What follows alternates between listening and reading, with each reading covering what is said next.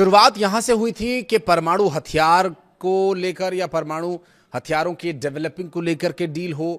Iran परमाणु हथियार न बनाए, स्ट्रेट ऑफ हॉर्मुज पर नियंत्रण न रखे, और कुल मिलाकर फिर उसके बाद जो स्थिति बनी, उसके बाद से पूरी दुनिया इस दंश को झेल रही है। ईरान अमेरिका के बीच जारी जंग को लेकर जो भी स्थिति बनती है उससे पूरी दुनिया पर असर पड़ता है। लेकिन अभी हाल ही में मिल रही जानकारी के अनुसार अमेरिका के राष्ट्रपति डोनाल्ड ट्रंप ने सऊदी अरब के साथ एक ऐतिहासिक परमाणु समझौता मंजूर कर लिया है, और इस समझौते से सऊदी अरब को अपने नागरिक परमाणु कार्यक्रम के लिए यूरेनियम संवर्धन यानी एनरिचमेंट की क्षमता मिल सकती है।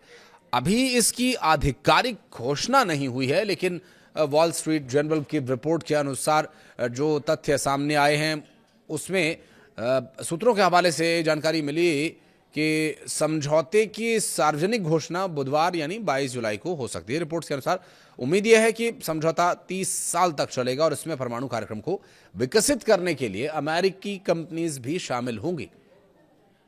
अमेरिका और सऊदी अरब की संयुक्त स्टडी के बाद इस समझौते के तहत सऊदी अरब में यूरेनियम संवर्धन सुविधा बनाने की अनुमति मिल सकती है। यूरेनियम संवर्धन का मतलब है यूरेनियम में शुद्धता को बढ़ाना, साधारण यूरेनियम में काम आने वाले यूरेनियम U-235 की मात्रा बढ़ाना, और इसी प्रक्रिया से बना यूरेनियम परमाणु बिजली बनाने में इस्तेमाल भी होता है। और अगर इसे बहुत ज्यादा संवर्धित किया जाता है या किया जाए तो परमाणु बॉम्ब बनाने के लिए इस्तेमाल किया जा सकता है। जितना एनरिच्ड यूरेनियम होगा, यानी अगर 20-30% है तो उसे एनरिच्ड किए जाने की श्रेणी में रखा जाता है कि इसको एनरिच्ड किया जा सकता है। 60+ एनरिच्ड है तो वो बिजली बनाने के काम आता है, सिर्फ बिजली बनाने के काम आता है।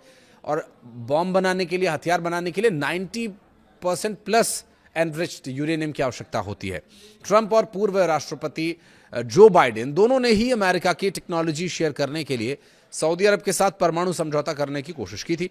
दरअसल एपी की रिपोर्ट के अनुसार परमाणु हथियारों के प्रसार को रोकने वाले एक्सपर्ट चेतावनी देते हैं कि सऊदी अरब में अगर यूरेनियम एनरिच्ड वाले प्लांट्स आ गए तो इससे इस देश के लिए परमाणु हथियार बनाने का रास्ता खुल सकता है। और गौरतलब है कि सऊदी अरब के आक्रामक क्राउन प्रिंस ने संकेत दिया है कि अगर ईरान परमाणु बम हासिल कर लेता है तो वे भी ऐसा ही कर सकते हैं। इससे पहले जब इजरायल ने हमास के अधिकारियों को निशाना बनाकर कतर पर हमला किया था तो सऊदी अरब और परमाणु हथियार रखने वाले पाकिस्तान ने आपसी रक्षा समझौते पर हस्ताक्षर किए थे, और तब पाकिस्तान के रक्षा मंत्री ने कहा था कि आवश्यकता पड़ने पर उनके देश का परमाणु कार्यक्रम सऊदी अरब के लिए उपलब्ध कराया जाएगा।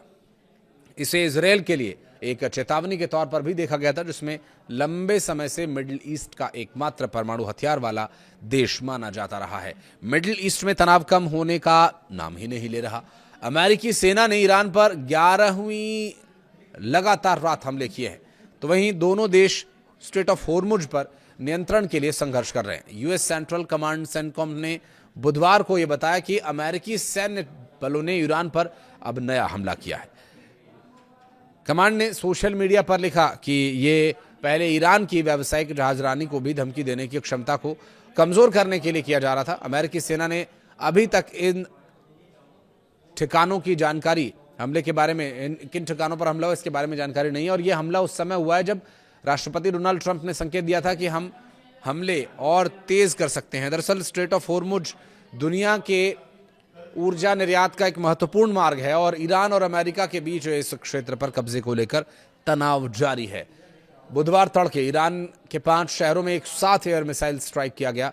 ईरानी अधिकारियों के मुताबिक चाबहार, कोनारक, तबरीज और बेहबहान और ओमिदियेह को निशाना बनाया गया। सीज फायर टूटने के बाद ये लगातार 11वीं रात है जब अमेरिका ने ईरान पर हमला किया। प्रेसिडेंट ट्रंप ने ये कहा कि अमेरिका ईरान के संदिग्ध परमाणु ठिकानों, जिसमें पिकेक्स माउंटेन पर बहुत जल्द और बहुत भारी हमला किया जा सकता है। ट्रंप की इस चेतावनी के जवाब में ईरान ने कहा कि यदि हमले जारी रहे तो वो क्षेत्र में युद्ध का दायरा और बढ़ा सकता है। और इस बीच अमेरिकी रक्षा मंत्री पीट हेग्सेथ ने बताया कि अब तक इस युद्ध पर अमेरिका का खर्च 37.5 अरब डॉलर यानी करीब 3,60,000 करोड़ रुपए है।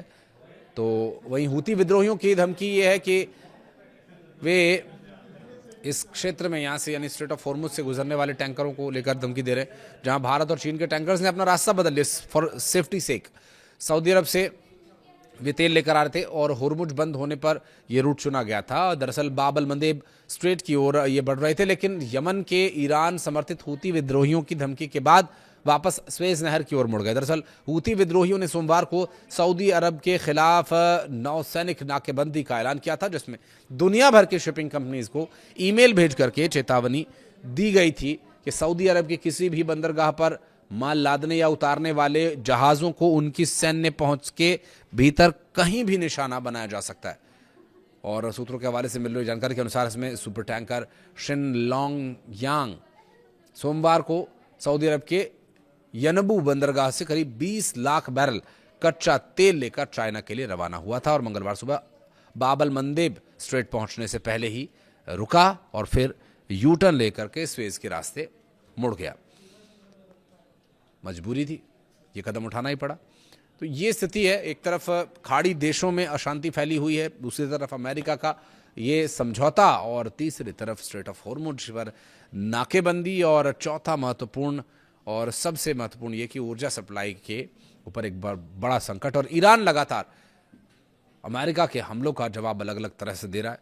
और अब देखना ये भी होगा कि जो परमाणु डील की बात सामने आई है, इस परमाणु डील के बाद ईरान का क्या रवैया इस पर रहता है। कुछ कहना चाहें तो कमेंट सेक्शन में जरूर बताइएगा।